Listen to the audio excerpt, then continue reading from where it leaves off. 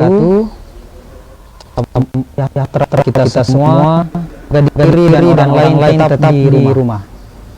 Pemirsa, saya Hendra Ardi bersama tim selama 1 jam ke depan akan menemani Anda di acara Ngobrol Santai bersama Wakil Rakyat. Dan di hadapan saya sudah ada Bapak Insinyur Haji Firmansyah Perkesi yang akan menemani saya di Ngobrol Santai kali ini. Nah, langsung saja karena beliau sudah ada di hadapan saya. Nah, ini Pak, netizen sangat masih penasaran mau mengetahui seperti apa sih sosok Bapak yang paling beliau tahu itu Bapak di mana orang tua, jenjang pendidikan, dan tentunya karir Bapak selama menjadi birokrat. Mungkin bisa diceritakan netizen. Terima kasih. Jadi nama orang saya Perkesi, nama saya Yati. Kemudian saya lahir tanggal 22 Februari tahun 1961. Jadi Februari tahun depan itu saya sudah 60 tahun. Kemudian saya sekolah di SD di teman kanak-kanak di Sengkang. Kemudian saya lanjutkan pendidikan ke SD 2 Sengkang karena orang tua saya ini latar belakangnya birokrat, sehingga pada saat itu beliau dimutasi ke Majaulang, jadi camat di Majaulang, dan saya juga pindah di sekolah di sana. Jadi saya lanjut di SD Paria sampai tamat, kemudian melanjutkan pendidikan di SMP Negeri Atapane.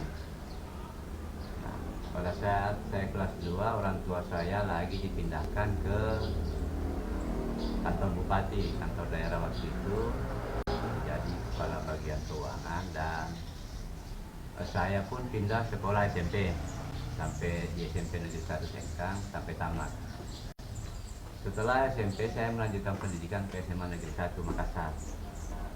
Dari sana saya kelas 2. Kebetulan waktu itu SMA Negeri 1 terbakar. Jadi saya pikir saya lebih bagus pindah ke Sengkang. Akhirnya saya pindah ke SMA Sengkang dan tamat di SMA Sengkang. Selanjutnya setelah tamat SMA, saya kemudian melanjutkan pendidikan di Fakultas Teknik Universitas Hasanuddin.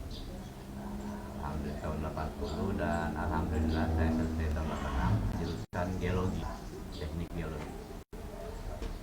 Setelah itu kemudian saya diangkat menjadi calon pegawai negeri sipil pada tahun 89 dan menjadi PNS pada tahun 1990. Saya kemudian ditempatkan di Bapeda sekitar kurang lebih 5 tahun, dari staf, kepala seksi, kepala bidang, kemudian menjadi kepala Bapeda. Saya sekitar 10 tahun di Bapeda sampai menjadi kepala bidang. Pada tahun 2004-2005 saya kemudian dimutasi ke sekretariat daerah menjadi asisten 3, asisten yang membidangi masalah administrasi umum pada zaman Pak Andi Asmidin jadi bupati. Kemudian saya dimutasi 3 tahun lagi, saya dimutasi lagi ke Kepala Dinas Perindustrian dan Perdagangan. Nah, pada saat terjadi pergantian sekitar 3 tahun, kemudian terjadi lagi suksesi, pergantian bupati di Wajo, Pak Dr. Andes Haji Andi Burhanuddin itu menempatkan saya lagi di Dinas Pengelolaan Sumber Daya Air dan Energi dan Sumber Daya Mineral. Nah, di situ saya agak lama, sekitar hampir 7-8 tahun. Kemudian pada saat pemekaran organisasi, ada organisasi baru namanya Badan Penelitian dan Pengembangan. Saya diduduk lagi di situ menjadi kepala Balitbang. Sekitar 1 tahun saya pindah lagi ke asisten 2. Nah, dari situlah kemudian asisten 2 saya 1 tahun lebih. Kemudian karena saya merasa saya sudah tidak punya bersyarat lagi untuk naik ke jenjang berikutnya karena umur saya sudah 57 tahun waktu itu. Saya akhirnya berdiskusi dengan keluarga dan mengambil keputusan untuk pensiun dini. Kenapa saya minta pensiun dini? Karena pada saat itu ada momentum pileg. Nah, saya juga mencoba untuk menjadi calon legislatif waktu itu, dan alhamdulillah pada April tahun 2018 itu pada saat pileg saya dinyatakan terpilih, dan alhamdulillah fraksi saya mempercayakan kepada saya untuk menjadi unsur pimpinan di fraksi Partai Demokrat dan menjadi wakil ketua DPRD Kabupaten Wajo. Saya kira itulah perjalanan saya sampai hari ini masih menjadi anggota DPRD. Tadi Pak Firman sudah menjelaskan bagaimana beliau tentang jenjang pendidikan, kemudian riwayat kehidupan beliau, dan memang ternyata ayahanda beliau adalah seorang birokrat juga, dan ini sebuah warisan yang sangat positif. Dan tentunya birokrat dan parlemen ini atau legislatif ada perbedaan mendasar, dan tentunya ini yang kita ingin mau tahu kepada Pak Firman, bahwa apa sih yang mendorong Pak Firman sehingga berani maju di Pileg 2019 dan alhamdulillah terpilih sebagai anggota DPR dan menjadi wakil ketua DPR di Kabupaten Wajo pada saat ini. Ya, terima kasih. Jadi memang agak berbeda. Jadi kalau di birokrat itu fungsinya jelas dan ada atasan langsung, ya. Kalau di DPRD ini kan tidak ada. Jadi 40 anggota dewan itu yang ada sekarang anggota DPRD itu punya hak suara yang sama. Pimpinan itu pada prinsipnya hanyalah sekadar kalau ibarat step itu dia lost speaker. Pimpinan hanya menyuarakan apa yang menjadi keputusan anggota. Berbeda di birokrat. Kalau di birokrat itu ada perintah jelas dari atas, kita laksanakan sini. Tetapi karena latar belakang saya sebagai birokrat itu menurut saya masih ada relevansi dan sering berinteraksi dengan DPRD, terutama waktu masih menjadi kepala Bapeda. Nah, itu saya menjadi salah satu bagian dari yang kalau sekarang istilahnya TAPD, Timah Anggaran Pemerintah Daerah. Sehingga saya sering sekali berinteraksi dengan dewan dalam hal pelaksanaan hak dewan, yaitu budgeting. Begitu pula ketika saya menjadi kepala dinas sebagai unsur pelaksana dari perintah DPRD untuk pelaksanaan peraturan daerah tentang APBD itu, saya juga sering sekali berinteraksi dengan teman-teman dari DPRD selama saya masih jadi birokrat. Jadi setelah saya menjadi anggota DPRD, saya sedikit banyak memahami dengan apa sebenarnya yang menjadi tugas pokok DPRD dari sisi penganggaran, hak anggaran, budgeting, pengawasan, dan regulasi. Setiap fungsi ini sering sekali saya ikuti pada saat saya menjadi birokrat, baik di dalam pelaksanaan penyusunan peraturan daerah. Kadang-kadang kami ini yang kebetulan misalnya bersinggungan dengan masalah, ketika saya menjadi kepala dinas itu bersinggungan dengan masalah itu, saya menjadi mitra yang DPRD dalam kaitan dengan penyusunan perda tentang hal itu, berkaitan dengan masalah sumber daya air, masalah perdagangan, perindustrian, saya sering ikut. Begitu juga dengan masalah pengawasan. Jadi apa yang menjadi peraturan daerah itu dilaksanakan oleh eksekutif melalui OPD-nya, organisasi perangkat daerah. Itu setiap saat kita dimonitoring oleh DPRD. Kita sering sekali berinteraksi, mempertanyakan, DPRD mempertanyakan sampai sejauh mana realisasi dan pelaksanaan kegiatan. Nah, ini beberapa bulan terakhir kita melihat bahwa pengaduan masyarakat itu begitu meningkat drastis di DPR Kabupaten Wajo. Dia dituangkan dalam bentuk aspirasi. Nah, kami ingin tahu lebih jauh Sebenarnya apa sih suka dukanya menjadi anggota DPR? Ya, saya kira banyak ya, cuma mungkin sedikit berbeda dengan waktu di Demokrat. Di DPRD ini kan semua anggota berhak dan semua punya hak suara yang sama. Kemudian kalau ada aspirasi, memang di DPRD sudah ada istilah tim penerima aspirasi. Nanti aspirasi ini dikumpul oleh tim penerima aspirasi dan dilaporkan kepada pimpinan. Dari situ kemudian pimpinan meminta kepada komisi terkait atau badan-badan yang ada di alat kelengkapan dewan yang ada di DPRD untuk segera menindaklanjuti. Saya kira sudah banyak aspirasi yang memang sudah ditindaklanjuti. Kalau aspirasi itu di tingkat pemerintah kabupaten saja sudah cukup, kita selesaikan sampai itu. Atau kita sampaikan ke OPD terkait tentang aspirasi ini, bagaimana mereka melaksanakan aspirasi masyarakat yang masih. Iya, ada pepatah lama mengatakan bahwa di balik laki-laki sukses pasti ada wanita hebat di belakangnya. Nah, ini mungkin bisa disampaikan ke netizen bahwa siapa sih wanita hebat itu, dalam hal ini istrinya Bapak yang telah menemani Bapak mulai dari birokrat sampai ke legislator saat ini. Ya, saya kira itu ya.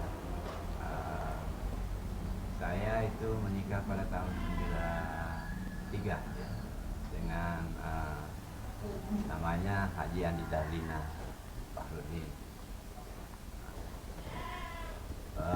Dia juga kebetulan karyawati dari Bank Sulselbar, dan sekarang ini ketika dia sudah jadi kepala Bank Sulselbar cabang Wajo. Alhamdulillah sampai hari ini dia sangat mensupport saya. Kemudian anak-anak saya juga memang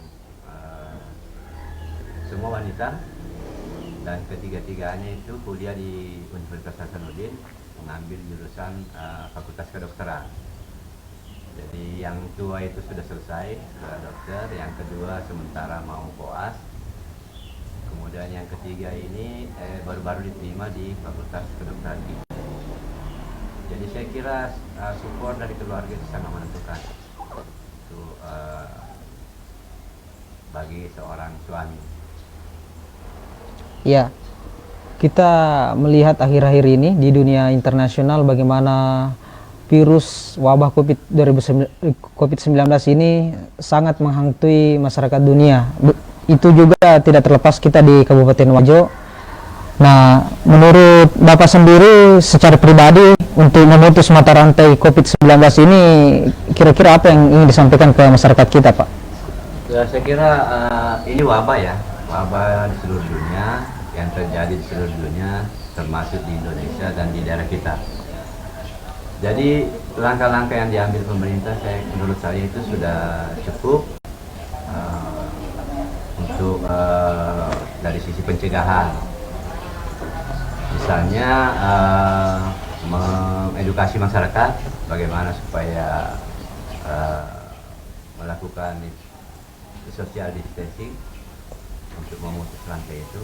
Bahkan sekarang ini pemerintah menganjurkan untuk physical distancing, artinya seperti saya dengan Bapak ini supaya menjaga jarak, menggunakan alat pelindung diri agar tidak menular. Karena ini kan agak susah kita tahu seseorang itu mengidap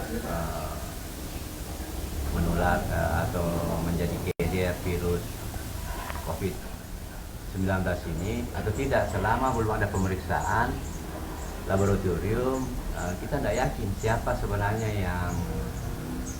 yang pembawa virus atau yang sudah tertular. Jadi saya kira tidak ada pilihan kecuali menjaga jarak. Bagaimana sedapat mungkin kita mengurangi pertemuan-pertemuan, kerumunan-kerumunan, karena ibarat musuh ini, musuhnya kita ini tidak tahu siapa musuh tadi. karena sistem penularannya juga sangat ganas ya. Jadi dan menjadikan manusia itu menjadi medianya untuk berkembang biak. Jadi saya kira dibutuhkan memang kesadaran masyarakat dengan cara seperti apa pemerintah menyampaikan itu, agar tidak ada kontak fisik langsung antara sesama orang per orang.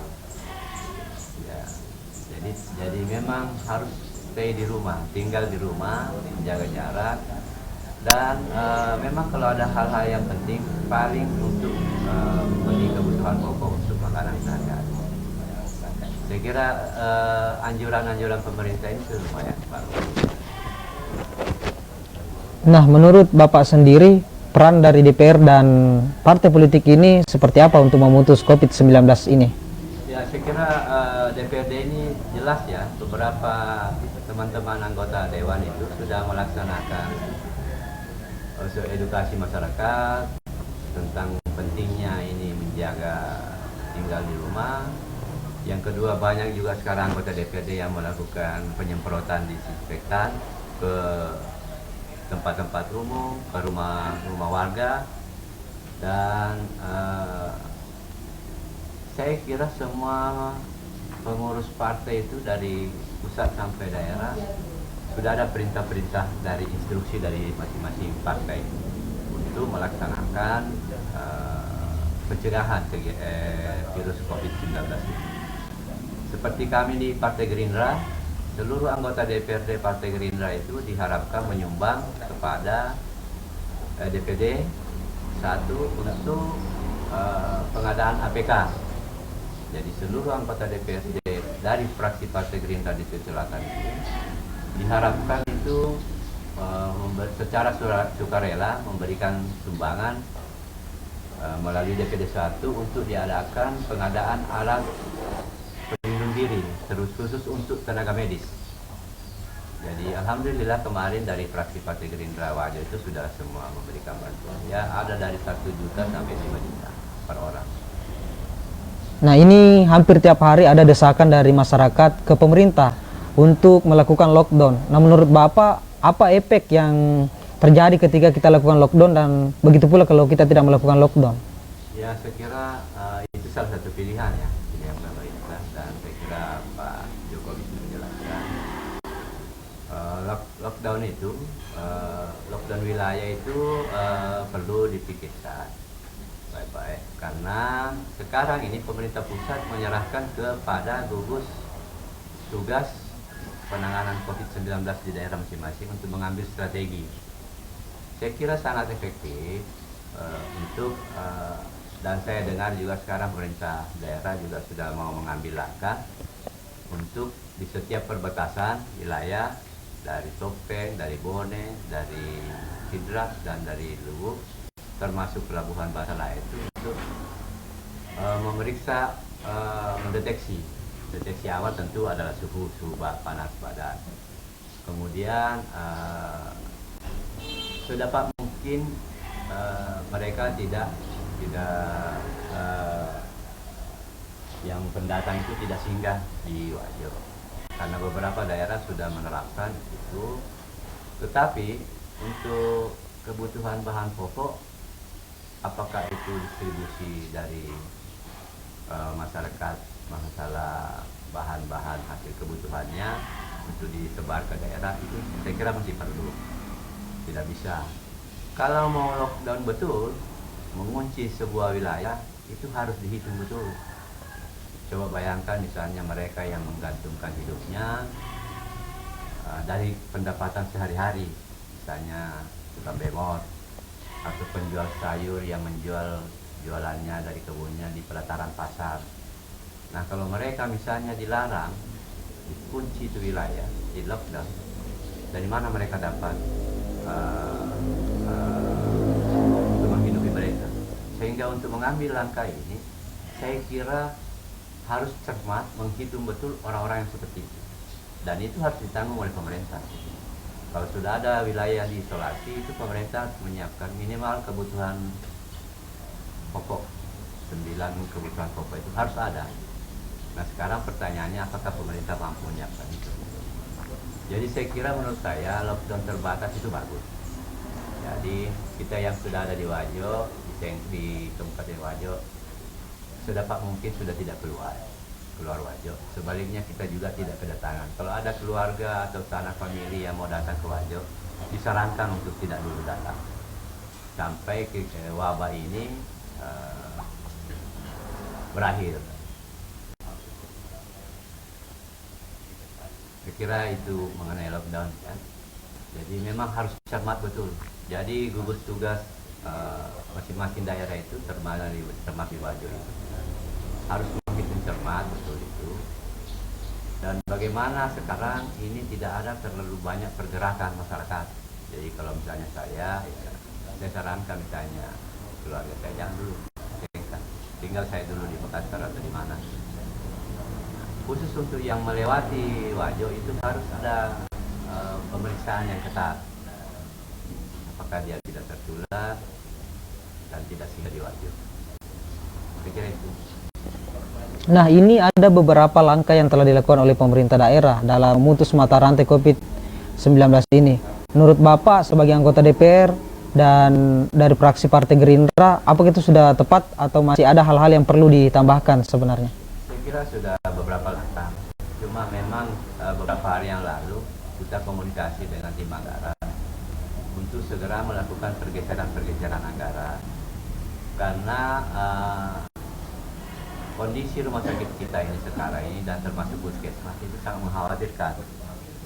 Saya melihat mereka tidak siap menerima pasien, sehingga memang ada upaya, harus ada langkah-langkah konkret dari pemerintah daerah untuk segera. Dan saya dengar dari WA kemarin itu sudah ada usulan untuk pergeseran. Tetapi paling tidak itu peruntukannya minimal yang pertama adalah penyediaan alat pelindung diri khusus untuk tenaga medis. Nah, ini yang paling penting ini, karena dia akan keluar masuk kalau mudah-mudahan tidak ada di Wajo, karena dia akan nanti bersentuhan langsung dengan pasien yang terinfeksi. Ini menjadi sangat penting. Kemudian yang kedua, pembuatan ruang isolasi. Ini menjadi sangat penting sekali, sehingga nanti itu pasiennya betul-betul terisolasi. Dan saya tidak berharap, saya kira kita semua tidak berharap ada kejadian pasien seperti ini yang positif. Nah, tetapi dengan demikian rumah sakit dan puskesmas itu harus siap menerima pasien seperti itu. Dengan kondisi sekarang ini harus siap. Jadi menurut saya regulasinya mereka pemerintah daerah mengirim surat-surat, tetapi poin utamanya itu adalah penyediaan alat pelindung diri untuk tenaga medis, termasuk semua yang ada di rumah sakit, mulai satpamnya, cleaning service-nya, apa segala macam, apalagi dokter dan perawatnya. Yang kedua, kalau sudah terjadi pasien seperti itu, kita juga harus pikirkan ini tenaga medis ini, karena tenaga medis itu kalau sudah bersentuhan begitu, itu minimal 14 hari tidak boleh bertemu keluarganya. Jadi pemerintah daerah juga harus mempersiapkan ya semacam rumah khusus lah buat mereka. Jadi tidak boleh mereka setelah pulang dari pasien itu mengawal close-an dengan teman yang lain, kemudian kembali ke rumahnya. Tidak boleh, harus jadi tinggal di isolasi juga selama kurang lebih ya masa inkubasinya 14 hari. Ini penting sekali. Mudah-mudahan tidak ada pasien yang seperti itu, tapi kemungkinan itu harus kita waspadai. Jadi mungkin sebentar kita sudah berkomunikasi dengan teman-teman anggota dewan supaya melakukan rapat banggar melalui media online. Apakah namanya itu aplikasi apa, Zoom atau apa, untuk berkomunikasi dengan seluruh anggota dewan khususnya banggar. Karena ini nanti harus segera disetujui oleh pimpinan. Suratnya memang ke pimpinan, tapi kami juga ingin menyerahkan kepada teman-teman banggar untuk sekedar menyampaikan. Karena ini harus segera kita balas. Saya dengar itu kurang lebih 20-30 miliar rencana perubahan, usulan pergeseran anggaran dari saya kira Ya, itulah tadi beberapa masukan yang disampaikan oleh Pak Firman terkait dengan bagaimana kita sama-sama memutus mata rantai virus COVID-19 ini.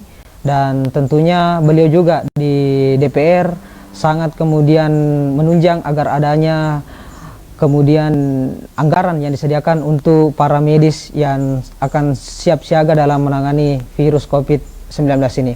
Namun untuk lebih jauh perbincangan kami, kita rehat sejenak dan kita saksikan iklan yang lewat satu ini.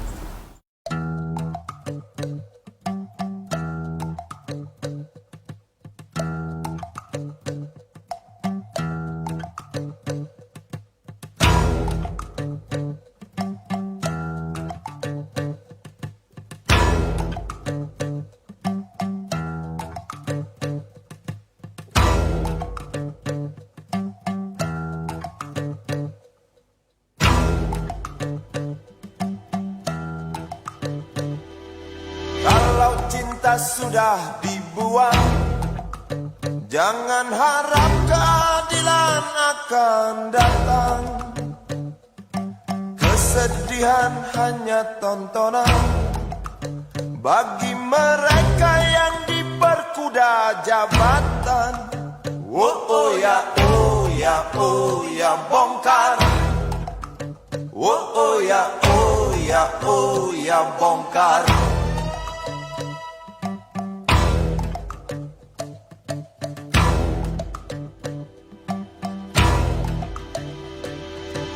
Sabar, sabar, sabar dan tunggu, itu jawaban yang kami terima. Ternyata kita harus ke jalan, robohkan setan yang berdiri mengangkang. Oh ya, oh ya, oh ya, bongkar. Oh ya, oh ya, oh ya, bongkar. Oh ya, oh ya, oh ya, bongkar. Oh ya, oh ya, oh ya, bongkar. Penindasan serta kesewenang-wenangan, banyak lagi, teramat banyak untuk disebutkan. Oi, hentikan, hentikan, jangan diteruskan. Kami muak dengan ketidakpastian dan keserakahan di jalanan. Kami sandarkan cita-cita, sebab di rumah tak ada lagi yang bisa dipercaya. Orang tua, pandanglah kami sebagai manusia. Kami bertanya, tolong kau jawab dengan cinta. Oh, oh.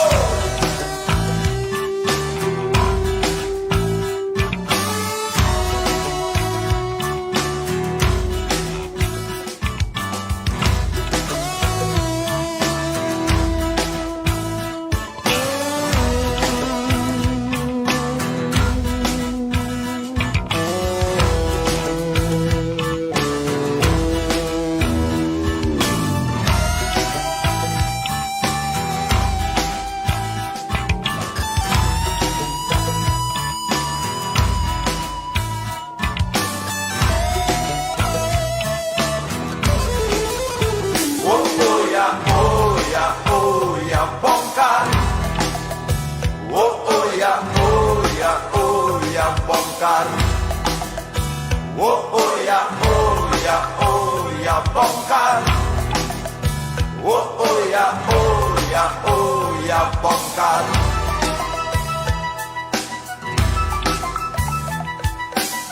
Penindasan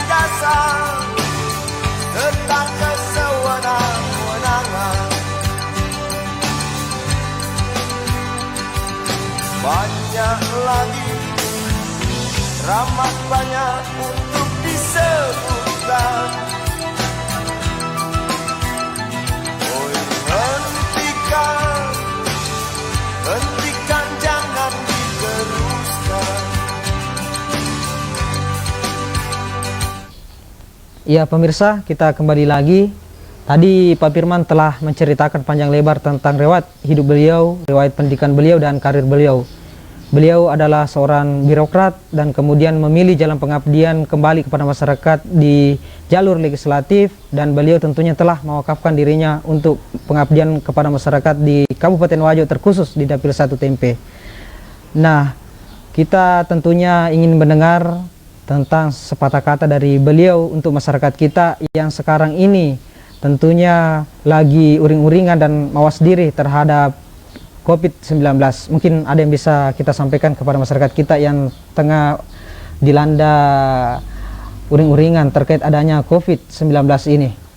Ya, saya kira yang penting kita semua tenang dulu, karena sampai hari ini juga wabah ini di Kabupaten Wajo, menurut laporan gugus tugas belum ada yang terdeteksi. Namun demikian, dari pihak pemerintah harus siap, harus sigap untuk menerima kenyataan yang paling buruk. Makanya tadi saya dari awal mengatakan, yang pertama sekali ini karena kita harus lakukan adalah tenaga medis kita ini harus disiapkan dengan alat pelindung diri. Ini penting sekali bagi pemerintah untuk mengadakan hal ini. Nah, memang ada kendala sekarang ini karena saya dengar itu agak sulit didapatkan anggaran.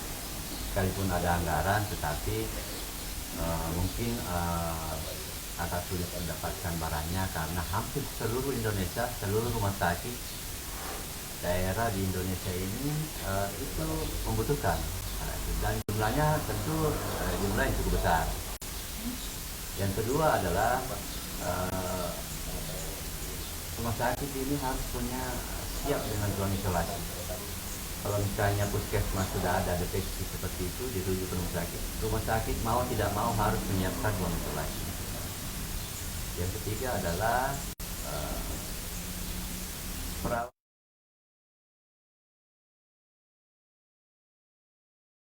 melayani pasien yang memang terinfeksi COVID-19 itu, kita tidak boleh pulang ke rumahnya. Dia harus disiapkan tempat, apakah itu wisma atau hotel.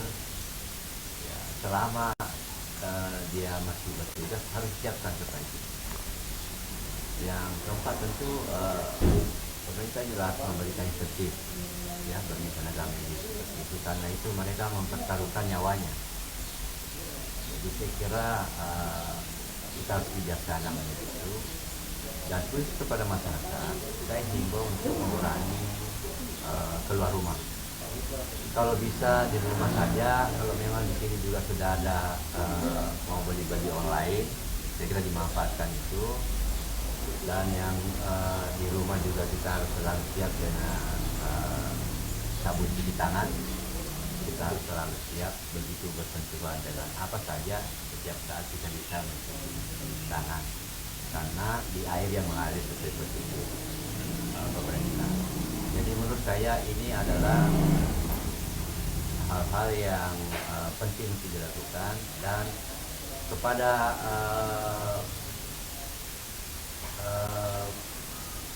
garda terdepan, Pak Lurah, Pak Desa, jangan demo untuk senantiasa selalu menyuarakan, mengedukasi masyarakat kita. Dan kalau ada hal-hal yang memang mencurigakan, untuk segera dilaporkan tim gugus tugas penanganan COVID-19. Saya kira. Ya, baru saja kita mendapatkan aspirasi dari masyarakat kita.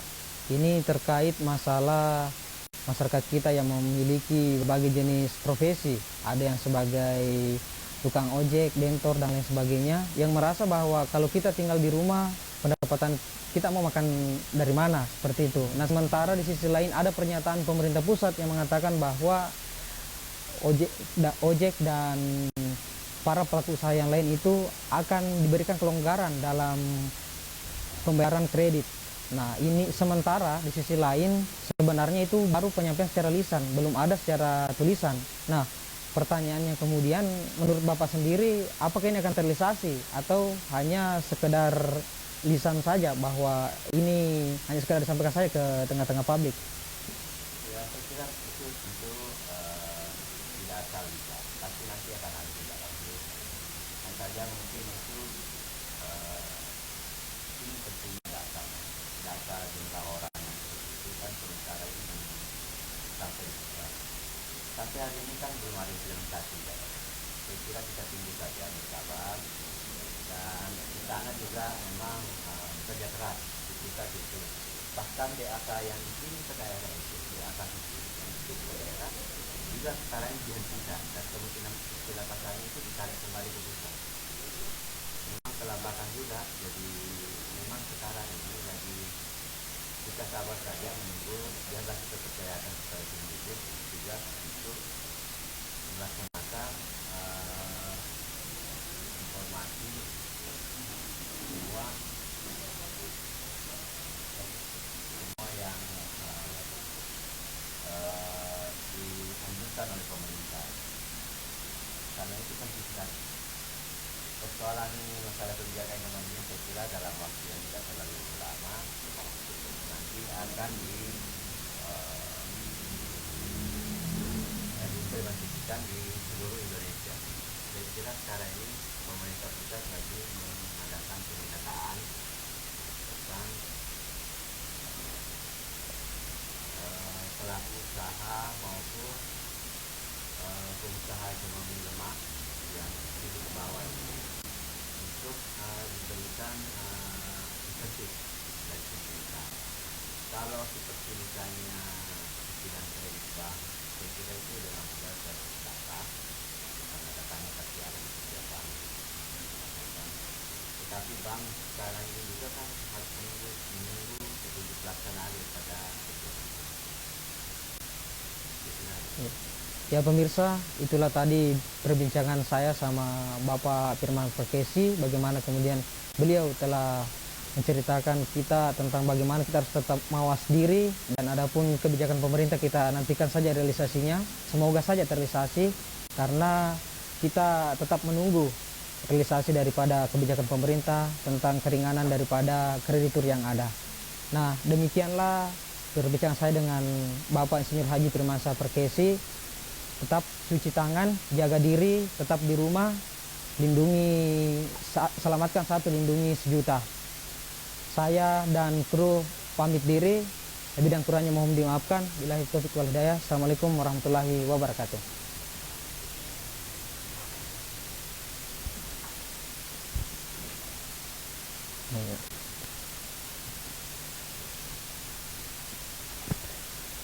Iya. Sudah ya.